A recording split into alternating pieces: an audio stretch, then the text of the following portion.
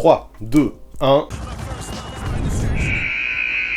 Salut à tous, comment allez-vous? Moi c'est la grande forme aujourd'hui parce que mercredi sur Twitch vous avez choisi un sujet qui me tient à cœur en mode tuto. Gravitational potential energy to kinetic energy. Ça faisait bien longtemps que je n'avais pas ouvert cette playlist et je ne le cache pas, ça me hype. Ces derniers temps, nous entendons parler de plus en plus souvent d'une potentielle expansion en NBA. Le but est simple, ajouter une ou plusieurs franchises au sein de la Grande Ligue. Ça pourrait être cool, non? Moi perso, au premier abord, je trouve l'idée hyper séduisante, mais faut savoir que ça entraînerait tout plein de choses aussi, que ce soit au niveau sportif ou économique et financier. Voilà pourquoi aujourd'hui, nous allons étudier avec précision comment ça se passe une expansion en NBA. Quel est son fonctionnement? Comment pourrait-elle s'inscrire dans le contexte actuel? Quels sont les différents enjeux? Et surtout, quelles villes sont les favorites pour accueillir une franchise de la Grande Ligue? Ça, j'imagine que c'est la partie qui vous hype le plus. Du coup, pour les 15 marchés étudiés, on prendra chaque dossier, on verra les avantages et les inconvénients et on évaluera la probabilité d'y voir une équipe débarquer. Tout ça nous donnera pas mal d'infos pour dresser un gros bilan et enfin, vous donner mon sentiment global à partir de tout ça. Donc vous avez capté, on a du pain sur la planche aujourd'hui, alors on ne perd pas plus de temps, c'est parti pour tout savoir à propos d'une potentielle expansion en NBA.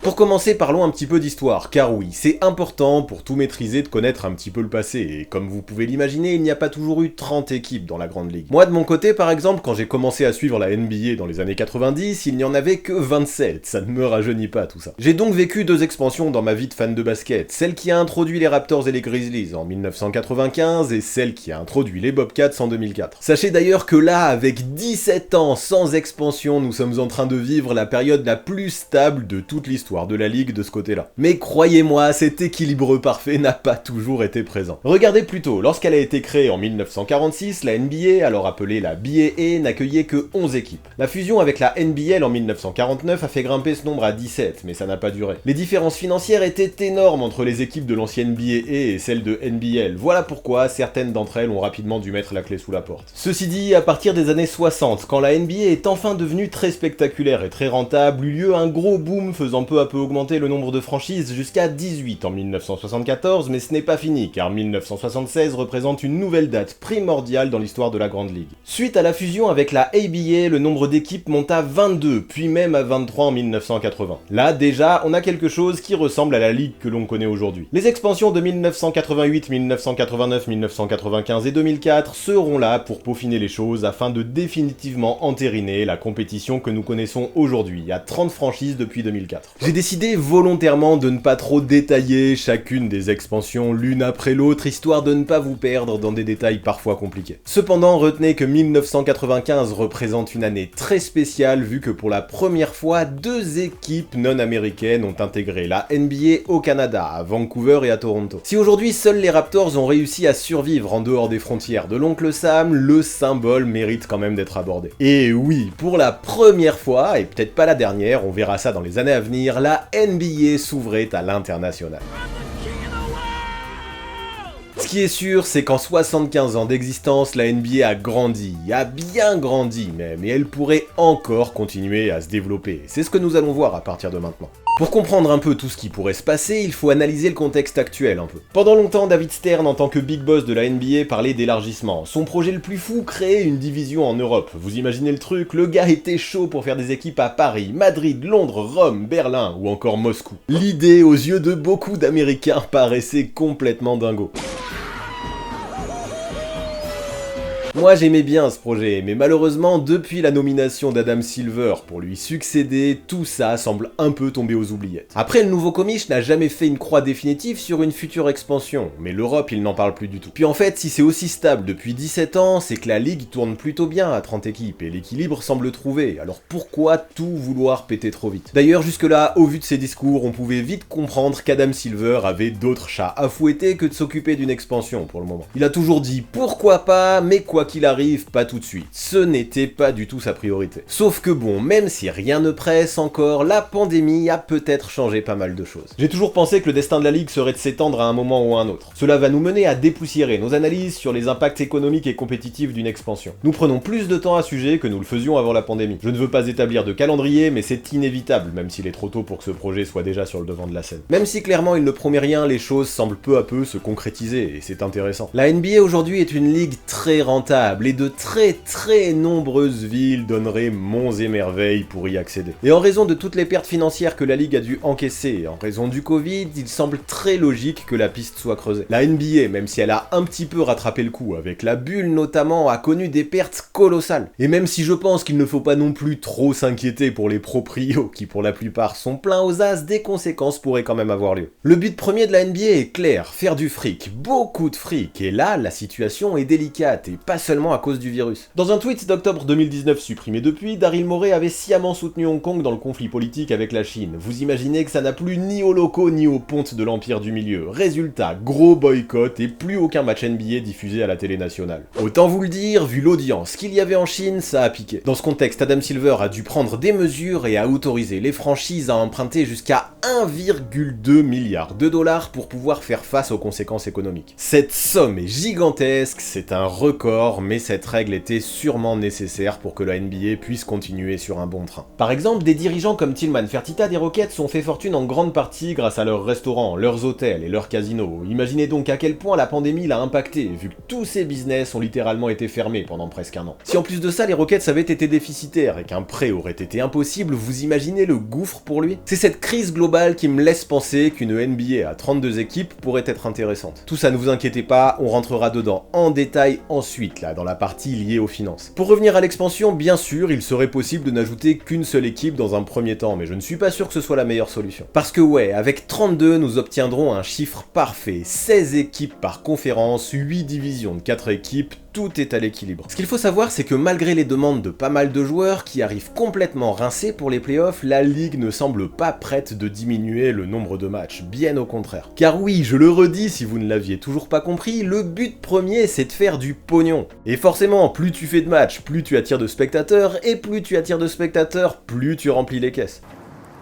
Par contre, si tu construis bien tes divisions géographiquement et que tu gères bien le nombre de matchs entre chaque ville voisine, les déplacements pourraient être limités. Une expansion, je pense, pourrait permettre d'envisager une restructuration du calendrier qui donnerait aux joueurs moins de temps dans les déplacements et dans les avions et accentuerait leur faculté de récupération. Rien que pour ça, moi en vrai, même si encore une fois on développera le niveau sportif après, je trouve pas ça bête. Puis après là, même si je pars dans du pur fantasme, une NBA à 32 teams permettrait qu'il y ait 16 équipes en playoff et 16 qui ne les feront pas. Pourquoi du coup ne pas imaginer un tournoi en parallèle de la post-season entre les 16 équipes losers avec pourquoi pas 1 ou 2 tours de draft à la clé au bout? Bon, c'est une idée qui est balancée à la volée comme ça, qui mérite d'être construite, qui mérite d'être réfléchie, mais le principe j'aimerais bien. Ça pourrait permettre potentiellement de limiter le tanking tout en offrant encore plus de matchs aux spectateurs et aux téléspectateurs. Encore une fois, un moyen pour la Grande Ligue de faire de l'argent et encore de l'argent, alors pourquoi pas? Bon, je stoppe ici car je sens que je suis en train de partir vraiment loin dans mon délire, mais voilà. Ce que je voulais dire surtout, c'est qu'avec une NBA à 32 équipes, les solutions pour développer la Grande Ligue et encore augmenter son impact pourraient devenir infinies, ou pas loin. Maintenant, ce qu'il faut savoir, c'est que même si le besoin d'une expansion semble imminent, ne vous attendez pas à voir débarquer de nouvelles franchises dès la saison prochaine. Une expansion, ça s'étudie longuement, ça se travaille longuement, et ça prend beaucoup de temps. Pour info, entre le moment de l'annonce de l'arrivée des Charlotte Bobcats en 2003 et son arrivée en NBA, il a fallu près d'1 an et demi, et ça sans compter tout le boulot réalisé dans l'ombre, en amont, avant l'officialisation. Alors pourquoi est-ce que ça prend autant de temps? Et concrètement, comment ça se déroule une expansion? Eh bien, c'est ce que nous allons voir maintenant.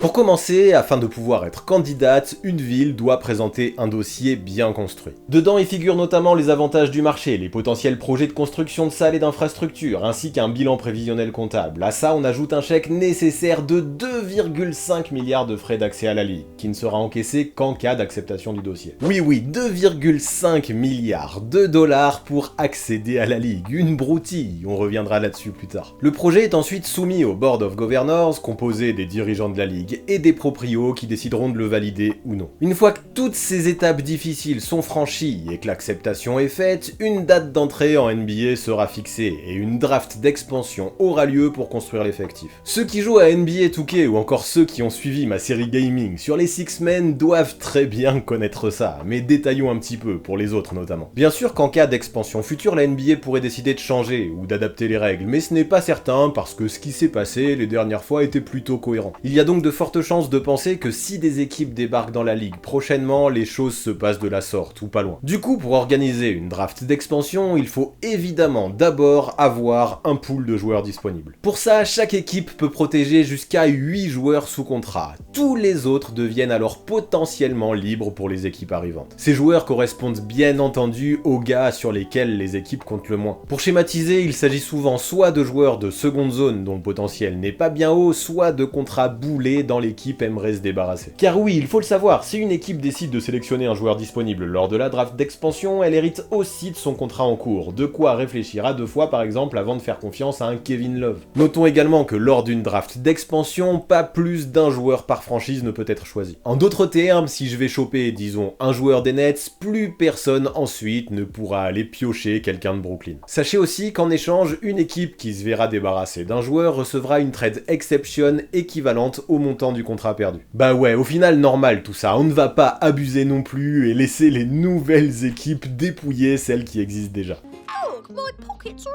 Bon, après, vous imaginez que dans ces conditions, il devient alors bien compliqué pour les équipes arrivantes de se créer une super team tout de suite. Voilà pourquoi souvent le roster est bâti en pensant à l'avenir, en sélectionnant des joueurs qui sont prêts à recevoir une opportunité et qui ne l'avaient pas eu jusque-là, qui veulent tout donner. Surtout qu'en plus, lors des premières années, ces nouvelles équipes n'ont pas forcément les mêmes droits que les plus anciennes. Lors de la free agency, par exemple, pour éviter des offres démentes et un déséquilibre, elles ne peuvent utiliser que 2/3 du salary cap la première année et 3/4 la deuxième année. C'est lors de leur troisième année d'existence qu'elles obtiennent un cap équivalent à celui des autres équipes. Pour ce qui est de la draft, pas celle de l'expansion, mais celle des jeunes joueurs, cette fois-ci, c'est pareil. Une équipe qui arrive y participera bien entendu, mais la première année, elle ne pourra pas obtenir un pick du top 3. Cependant, elles pourront participer à des trades pour grimper dans le tableau, comme l'avaient fait les Bobcats en 2004, en récupérant le pick 2 des Clippers contre leur pick 4 et la promesse de sélectionner Predrag Drobniak lors de l'expansion draft, dont le contrat gênait la team californienne. Il est donc toujours possible de s'arranger et d'essayer de trouver des ficelles pour être performant à moyen ou à long terme, mais avouons que le court terme c'est très compliqué. En 2007, les Las Vegas Golden Knights en NHL sont arrivés en finale afin d'écrire l'un des plus beaux récits de l'histoire de la ligue de hockey. Les dirigeants, plutôt que de miser sur des gros noms, avaient axé leur construction sur le mental et la complémentarité du roster. Pas bête hein, dans un sport co de penser à l'alchimie quand même, et ça leur a permis de briller. Par contre, faut penser que introniser une ou plusieurs équipes dans une ligue comme la NBA ou encore toutes celles des autres sports majeurs, ça peut engendrer des conséquences, qu'elles soient financières, économiques ou sportives. Comme vous le voyez là-haut, c'est donc les enjeux sportifs que nous allons étudier en premier. Pour commencer, en NBA, je le répète, il faut savoir qu'il y a 30 équipes, et même si nous sommes habitués à ce chiffre, ça fait quand même beaucoup. Pourquoi beaucoup? Tout ça à cause d'aspects complètement logiques, des maths niveau CE2. Bah oui, plus il y a d'équipes et plus les talents sont éparpillés, et plus les talents sont éparpillés, et moins les équipes sont compétitives, c'est QFD. La NBA, pour vendre son produit à l'international, a besoin de posséder les meilleures équipes du monde, c'est évident. Donc plus on ajoute de franchises, plus le niveau moyen d'une équipe va baisser. Tout ça, c'est logique aussi. Maintenant, ce que l'on peut noter également, et qui est important, c'est qu'il existe déjà un fossé entre différentes franchises. Chaque année, si on est honnête, on sait qu'au moins la moitié des équipes n'auront aucune chance d'aller au titre, et c'est un souci. Ben ouais, là encore, c'est évident. Plus il y a d'incertitude et de suspense, et plus la NBA devient bankable. On ne peut pas passer à côté de cette conclusion, de cette hypothèse. C'est d'ailleurs dans cette équipe d'homogénéité et d'équilibrage que la draft et le salary cap sont apparus, mais malgré ces règles, l'écart est encore bel et bien présent. Aujourd'hui par exemple, on parle beaucoup des super teams en NBA qui potentiellement faussent la compétition, et à première vue on pourrait penser que créer de nouvelles franchises et éparpiller davantage les talents encore limiterait ce phénomène. Ouais, possible, mais honnêtement je n'y crois pas trop. Regardez le passé, que ce soit dans une NBA à 8 équipes ou à 30 équipes, les super teams ont toujours existé, et je ne vois pas pourquoi ça changerait. Pourquoi? Tout simplement parce que les superstars aujourd'hui sont bien plus que des basketteurs. Ils représentent une marque à eux tout seuls, et évidemment il est bien plus facile de faire fonctionner son business dans un marché comme Los Angeles que dans un marché comme Cleveland Cleveland. Et si à ça on y ajoute le confort de vie lié à la Californie, à la Floride ou à New York notamment, l'écart et les différences deviennent flagrants. Il faut savoir qu'aujourd'hui, beaucoup de joueurs sont devenus de véritables pop stars, et pour se vendre, ils ont besoin de se montrer à un maximum d'événements. Et sans disrespect aucun, vous imaginez que les événements sont bien plus big à Miami, par exemple, qu'à Oklahoma City. Voilà pourquoi je pense que, expansion ou non, les gros marchés continueront à être favorisés lors des free agencies, et les super teams existeront toujours. Quoi qu'il en soit, la ligue doit être consciente de ça, et devra tout mettre en œuvre pour conserver un maximum d'enjeux. Il en va plus ou moins de l'avenir de la NBA. L'un des soucis évoqués dans les bureaux de la ligue, c'est la compétitivité. Ce n'est pas un secret, nous n'avons pas actuellement 30 équipes compétitives qui, en commençant la saison, pourraient avoir l'habileté de remporter un titre. C'est l'une des choses auxquelles nous continuons à penser lorsque l'on imagine une expansion. Il y a des contraintes économiques, mais aussi des contraintes de compétition, donc c'est quelque chose que nous allons continuer à étudier. Maintenant, 2 équipes de plus, c'est quand même 30, voire 34 contrats supplémentaires en NBA, ce qui donne davantage d'ouverture aux joueurs. Ça, c'est un vrai point positif pour tous ces gars qui se retrouvent avec des contrats non garantis et peinent à se faire ou se refaire une place dans la grande ligue. Une expansion serait donc potentiellement favorable pour tous ces joueurs à la limite qui peinent à s'asseoir définitivement en NBA et y trouver une stabilité. Les enjeux sportifs soulignent donc des inconvénients mais aussi des avantages à une expansion. Et même si les failles ne semblent pas réellement rédhibitoires, il semblera quand même totalement important de les prendre très au sérieux avant d'ajouter de nouvelles équipes dans la grande ligue. Sachant que tout ça, il faudra l'associer aux enjeux financiers que nous allons aborder désormais.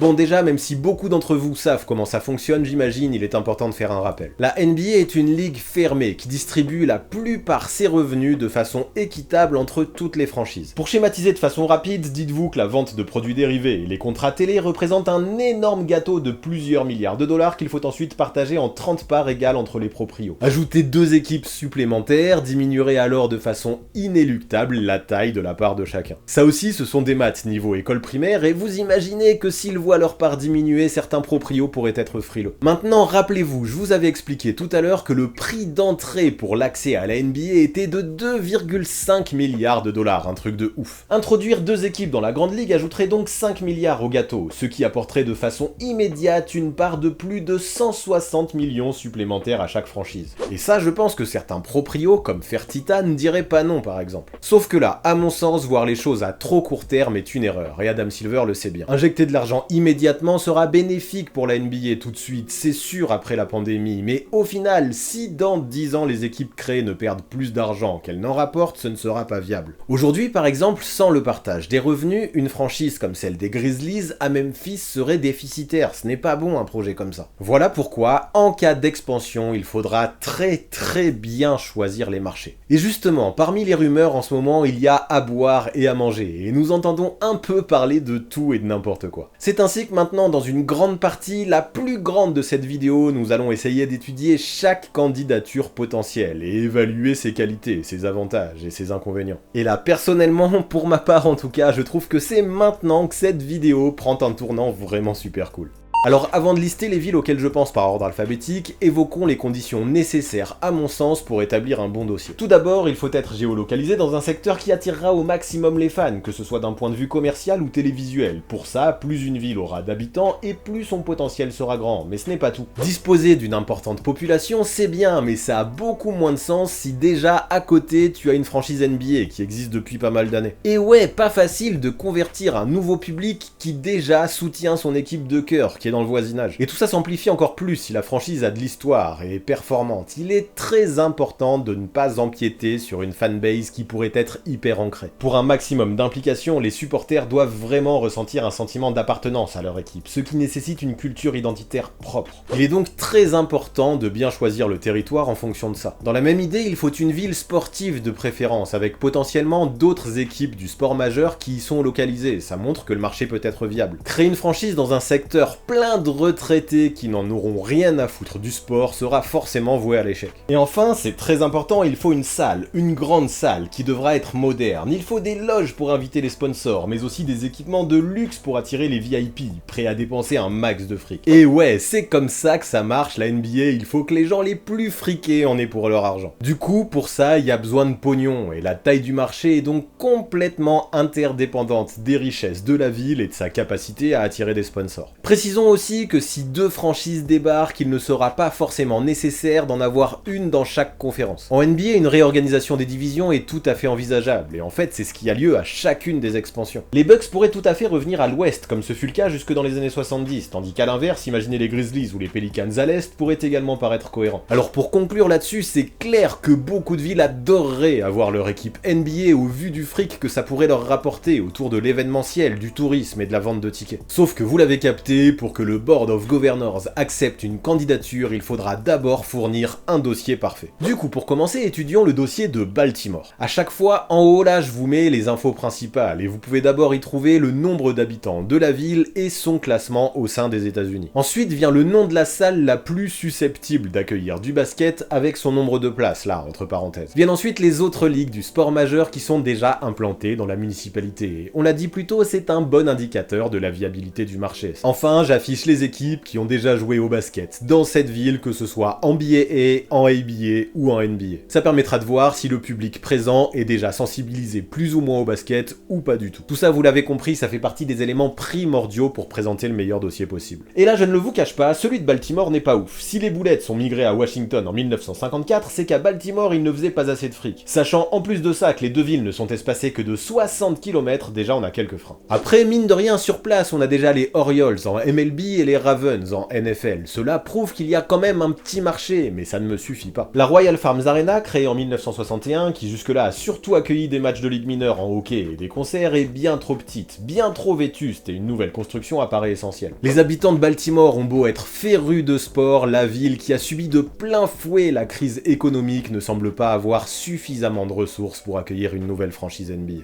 Pour toutes ces raisons, je ne mets qu'une seule étoile sur 5 à ce dossier. Vient maintenant Chicago, et le premier souci, vous y pensez vous aussi, c'est qu'à Windy City on a déjà les Bulls. N'empêche que bon, à Los Angeles et à New York on a déjà 2 équipes, et Chi-Town se classe 3ème dans le rang des villes les plus peuplées des États-Unis, derrière ces 2 grandes métropoles, alors pourquoi ne pas imaginer faire la même chose que les grandes sœurs? Et puis Chicago est une ville méga sportive aussi, qui possède une ou plusieurs franchises dans chacune des ligues majeures. Tout ça c'est très cool, sans même parler du passif basket, qui avant les Bulls a accueilli de nombreuses équipes. Ça peut jouer, et en termes de salles, pas trop de soucis non plus a priori. Le United Center est spacieux, et à la manière du Staples Center à LA, il peut se partager, car seule l'équipe des Blackhawks en NHL l'occupe en plus des Bulls actuellement. Je suis donc certain qu'une autre équipe de basket pourrait sans souci y trouver un créneau. A priori, pas mal de cases semblent être cochées, mais quelques questions me taraudent tout de même. Les Bulls, 6 fois champions dans les années 90, sont une équipe tellement emblématique que leur fanbase est ultra fidèle. Les Chicagoans seraient-ils prêts à mettre leur team de cœur de côté pour supporter une toute nouvelle équipe qui arriverait en ville? Rien de moins sûr. D'autant plus que là, avec le recrutement qu'il y a eu cet été, la team promet enfin d'être compétitive. Les fans ne lâchent pas une équipe qui gagne ou qui est prometteuse. Pour moi, c'est un frein très important qui ne me fait donner que 3 étoiles au dossier de Chicago. Dossier suivant qui a largement fait le buzz les dernières semaines, celui de Harlem. L'idée capitalisée sur l'histoire mythique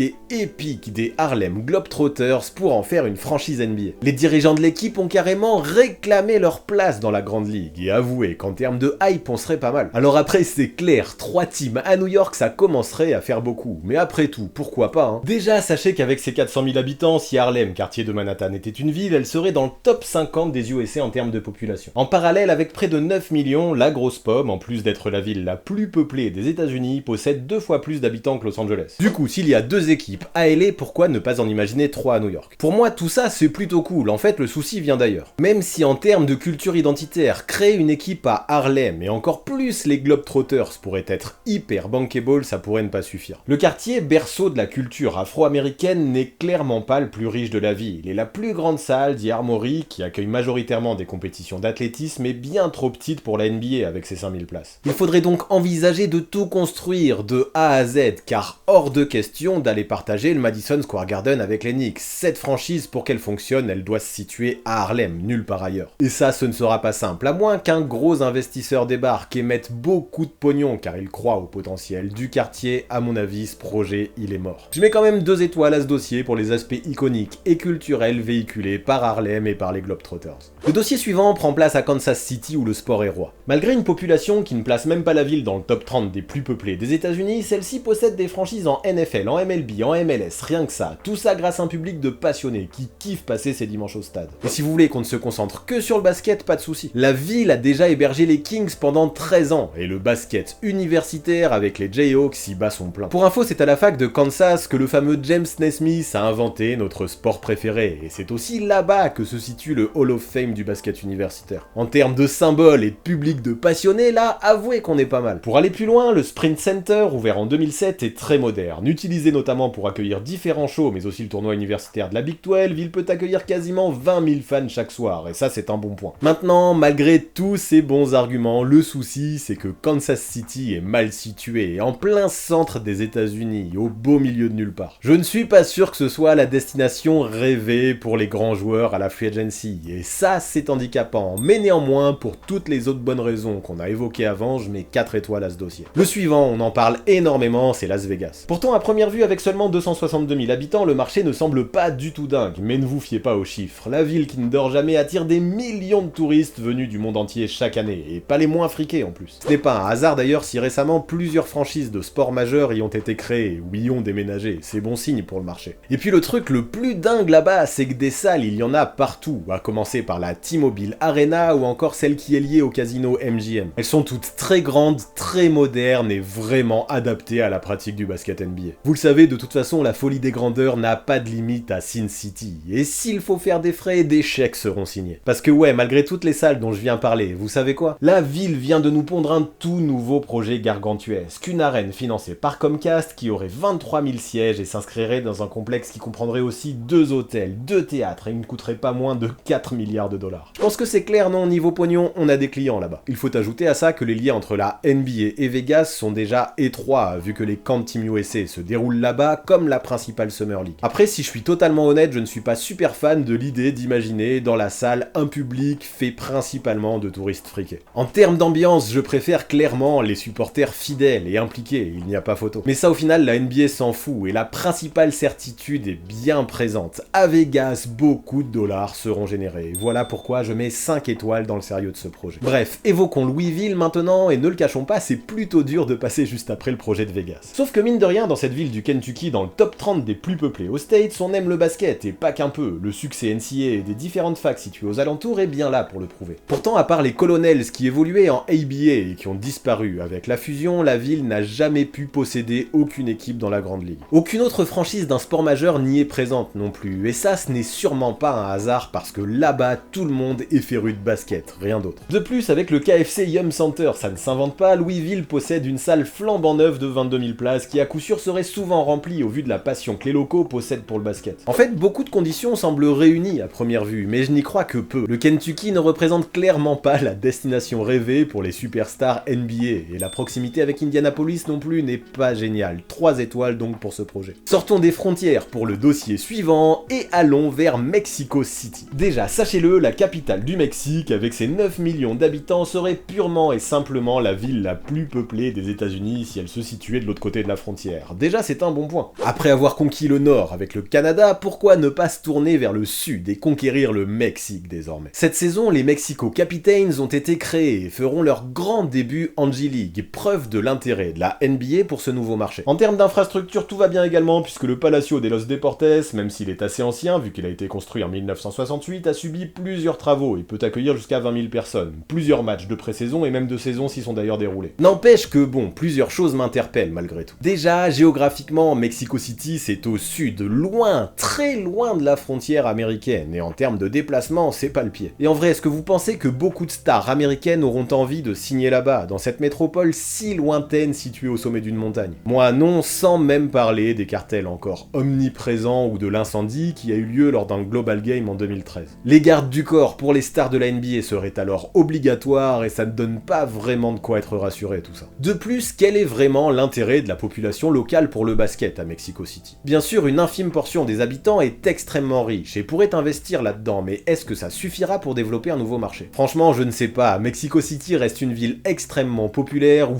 tout le monde n'a Dieu que pour le foot. Alors malgré des avantages très intéressants, trop de choses me semblent rédhibitoires dans ce projet, voilà pourquoi une note de 3 étoiles me semble cohérente. Et allez, tant qu'à faire dans l'internationalisation, envolons-nous vers Montréal désormais. La capitale québécoise, avec presque 2 millions d'habitants, serait dans le top 5 des villes les plus peuplées des États-Unis. ça parle déjà ça, non? Mieux encore, dernièrement la ville s'est officiellement déclarée candidate en cas d'expansion. Intéressant. Preuve de la cohérence du marché, Montréal accueille déjà une équipe de NHL, bien sûr, mais aussi une de MLS. Puis lorsque l'on voit comment les fans des Raptors sont bouillants à Toronto, ça pourrait faire réfléchir tout ça. Avec le Centre Bell qui possède plus de 22 000 places, les infrastructures sont présentes et répondent tout à fait aux normes demandées par la NBA. Les Raptors y ont effectué plusieurs matchs de pré-saison et toujours le public a répondu présent. Maintenant, le Canada, ça pose question. On sait que ça n'a pas été facile de s'implanter à Toronto et Vancouver a été un gros échec. La NBA voudra-t-elle reprendre ce risque, qui plus est dans une ville qui parle majoritairement français? Pas sûr. Voilà pourquoi, malgré beaucoup de voyants que je vois au vert quand même, je m'arrête à 4 étoiles. J'enchaîne maintenant avec Philadelphie. 6ème ville la plus peuplée des États-Unis, pourquoi ne pas imaginer la ville de l'amour fraternel accueillir une deuxième franchise tant ses habitants sont fans de sport en tout genre. Philly possède une franchise dans chacun des sports majeurs et le public fait partie des plus passionnés des States. Et si comme à Chicago on pourrait imaginer un partage de la salle avec le Wells Fargo Center et les Sixers, moi j'imagine autre chose. Pourquoi ne pas rénover la salle mythique du Palestra, considérée comme la cathédrale du basket universitaire qui a déjà subi des travaux d'agrandissement en 2000? Le symbole serait juste fabuleux. Ouais, fabuleux, mais j'arrête mon délire tout de suite car tout ça paraît hautement improbable. Si j'ai parlé de Philadelphie, c'est juste pour la blague et faire référence à ma série gaming que beaucoup kiffent ici. Une seule étoile donc pour ce projet auquel je ne crois absolument pas. On enchaîne donc avec un nouveau projet, un vrai cette fois-ci dans une autre ville située en Pennsylvanie, Pittsburgh. Bon, clairement, avec 300 000 habitants, on n'est pas dans une métropole, loin de là. N'empêche que la ville est en plein développement et plaît de plus en plus à une population de jeunes hipsters prêts à dynamiser les rues et les quartiers aux loyers fort abordables. Le potentiel est bien présent et les autres ligues l'ont bien compris vu que la MLB, la NHL et la NFL sont implantées à Pittsburgh déjà. Dans les stades, dans les arènes, ces dernières années notamment, le public répond constamment présent, et c'est très bon signe. Notons aussi qu'avec la PPG Paints Arena, une salle de plus de 19 000 places existe, et que des équipes NBA ou ABA, les Ironmen et les Condors, ont déjà tenté leur chance à Steel City. Le basket n'y est donc pas inconnu. Cependant, même si certains arguments sont sympathiques, beaucoup d'autres franchises NBA se situent dans le voisinage, dans le nord-est des États-Unis, et d'autres dossiers me semblent plus intéressants. Voilà pourquoi je m'arrête à 3 étoiles pour Pittsburgh, ce qui est déjà pas mal. Let's go en Californie, du côté de San Diego maintenant, direction le soleil. La ville de près d'1,5 million d'habitants est la 8e, la plus peuplée du pays, et accueille actuellement une équipe de baseball en MLB, les Padres, qui malheureusement ne sont pas au top en termes de remplissage des gradins. En fait, même si la métropole du Pacifique semble très riche, la métropole du Pacifique n'a pas l'air bien passionnée par le sport collectif. Là-bas, on préfère les yachts à l'ambiance populaire, et ce n'est pas un hasard si les Chargers en NFL ont déménagé vers Los Angeles en 2016. Puis la plus grande salle, la Pechanga Arena, 14 500 places, est très ancienne elle aussi, et même si elle a accueilli les Rockets et les Clippers dans les années 70 et 80, elle ne semble aujourd'hui plus du tout aux normes pour la NBA. De ce qu'il se dit, pour compenser ça, un projet de construction serait dans les cartons, mais ce dossier j'ai du mal à y croire. Malgré le grand nombre d'habitants, le public ne me convainc pas, et trop de choses restent à faire à San Diego. De plus, il y a déjà 4 équipes en Californie, ce qui paraît amplement suffisant, dans la mesure où certaines franchises, comme Sacramento, sont en danger d'une année sur l'autre. Donc vous l'avez capté, ça ne me séduit pas du tout, je ne mets donc que 2 étoiles à cette idée. Let's go Saint-Louis maintenant, une ville qui fait exactement la même taille que Pittsburgh, dont nous parlions plus tôt. Malheureusement, même si on y trouve une équipe de NHL et une autre de MLB, la dynamique semble être différente de celle de la ville de Pennsylvanie, et voit sa population baisser chaque année. Les Rams en NFL ont d'ailleurs quitté les lieux récemment, direction Los Angeles. Quand les franchises se barrent, c'est bien souvent qu'il y a quelque chose qui ne va pas. De plus, malgré la présence de quelques équipes comme les Hawks jusqu'en 1955 ou encore les Spirits en ABA, le basket ne semble pas vraiment développé à Saint-Louis. Alors ok, avec l'Enterprise Center, il y a une belle salle de 19 000 places qui accueille du hockey, et je pense que c'est à partir de ça que l'on entend des rumeurs, mais personnellement j'ai l'impression que tout ça est un peu infondé. Puis en plus, je vais en rajouter, mais ne le cachons pas, le Missouri ça ne fait pas vraiment rêver. Allez, je veux bien aller jusqu'à 2 étoiles pour les infrastructures, mais je ne me vois pas mettre davantage. Du coup, attaquons-nous à un gros dossier maintenant, celui de Seattle. À première vue, cette ville d'un peu plus de 700 000 habitants, surnommée Rainy City parce qu'il y pleut énormément et qui se situe très proche de Portland, ne possède pas plus d'arguments que n'importe qui, c'est évident. Et pourtant, lorsque l'on parle d'expansion NBA, il n'y a qu'un seul nom qui revient sur la bouche de tout le monde, celui de la ville du grunge. Pourquoi? Tout simplement parce que les Sonics, champions en 1979, représentent l'une des franchises les plus mythiques de l'histoire de toute la ligue. Beaucoup sont nostalgiques de la période Kem Payton dans les années 90, et les habitants de Seattle sont complètement orphelins depuis le départ de leur équipe NBA vers OKC en 2008. Là-bas, à Rainy City, on aime le basket, et l'équipe du Storm en WNBA, menée par Brianna Stewart et Sue Bird, est même championne en titre. Le public est fidèle, présent en masse et soutient avec ferveur les Seahawks, les Mariners ou les Sounders présents dans les autres ligues.